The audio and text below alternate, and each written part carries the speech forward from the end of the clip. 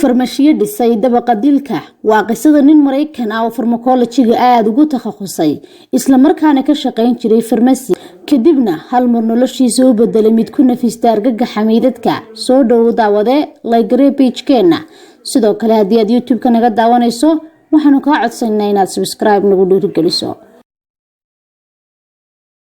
Holmes waxa uu dhashay dalka Mareykanka wuxuu shaqadiisii hore ku qaatay shirkad caymis oo khiyaano ah ka hor inta uusan u guurin Chicago 1993 si uu ugu shaqeeyo xirfadiisii farmasiga ahayd. Halkaasi ayuu Holmes ka dhistay waxa uu ugu yeeray dhismihii dilaaga waa hotel 3 dabaq ah oo si qarsoodi ah ugu bedelay qolka jirdilka. Qolalka qaar waxa lagu qalabeeyay godad dhaadheer oo qarsoon, khadadka gaaska, albaabada dabinka iyo suufka aan dhawaaq lahayn.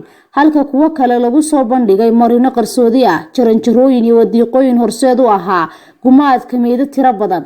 waxa sidoo kale jiray qol saliid lagu shubay oo ku yaalay qaybta hoose ee dhismaha halkaasi oo Holmes uu ku rakibay miis qalin foornada iyo qalabo kale oo isticmaali jiray dilalkiisa qarsoodiga ah. ka hor kadib iyo intii lagu guda jiray Wildfire Holmes waxa uu horseeday dhibanayaal badan oo u badan dumar dhalinyaro ah inuu ku aaso gurigiisa kaliya waxa uu sameyn jiray inuu ku neef qaboojiyo gaaska la sumeeyo oo uu geeyo hoosta hoose ee qolalka argagaxa badan ee ugu talagalay meydadka.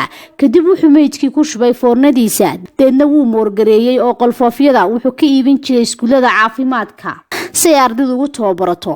isla waqtigaasi Holmes wuxuu ka shaqeeyay khiyaanooyinka caymiska isagoo lacag ka warurinaya shirkadaha caymiska ee dhanka nolosha life insurance. Holmes ayaa markii dambe la qabtay kadib markii mid kamid ah shirqoolayaashiisa uu fashiliyay boolisku oo kaashanaya shakhsi dacwo ka ah Holmes taasi oo soo ifbaxday kadib markii Holmes uu bixin waayay lacagtiisa waa lacagta uga qaatay life insurance-ga. baaritaan dheer kadib Holmes aakhirkii waxa lagu xukumay dilka 4 qof laakiin wuxuu qortay ugu yaraan 27 dil oo dheeri ah ka hor intii aan la daldalin sanadku markii uu ahaa 1996. dilaagani waxa dunida laga kaxeeyay sanadkii 1996 iyadoo maxkamad ku taala dalka Mareykanka ay ku xukuntay xukun daldalaada.